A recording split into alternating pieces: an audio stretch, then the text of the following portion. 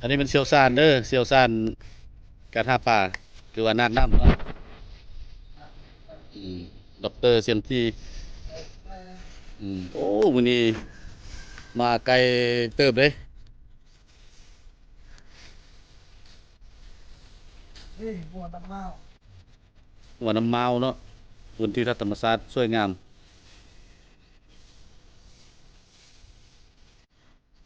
ได้ผักมี4ใบได้เห็ดได้ปลาไก่กดทุกอย่างอุดมสมบูรณ์เลยนี่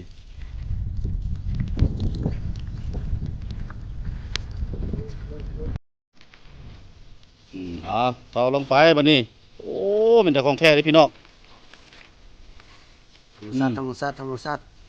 สันลงสี โอ้เดี๋ยวอืมวิธีเข้าฟังมันต้องมาจากนี้ปรมาจารย์เอ้ยอย่างนี้แหละโอ้ยหอมเว้ยหอมทั่วปัตตภีเลยอืมอู้อ๋ออันนี้มันมาเออมากันเลยเด็ดมากันอืม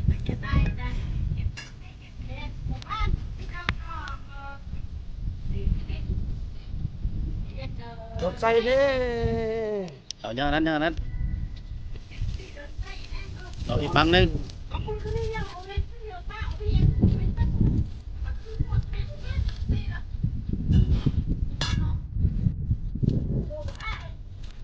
เอาโอ้ my god อืมเสร็จแล้ว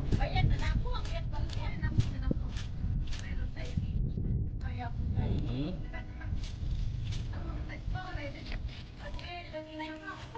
นี่อืม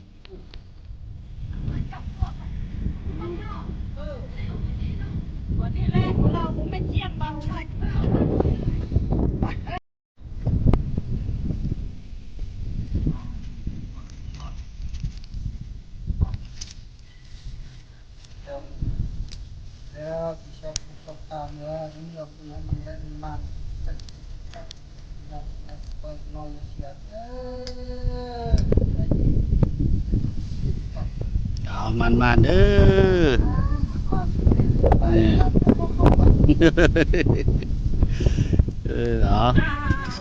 เอากินข้าวน้ำกันนะพี่น้องเด้อพี่กับพ่อเลยเต้เบิ่งบรรยากาศสดๆแค่แม่น้ำทิวทัศน์ธรรมชาติสวยงาม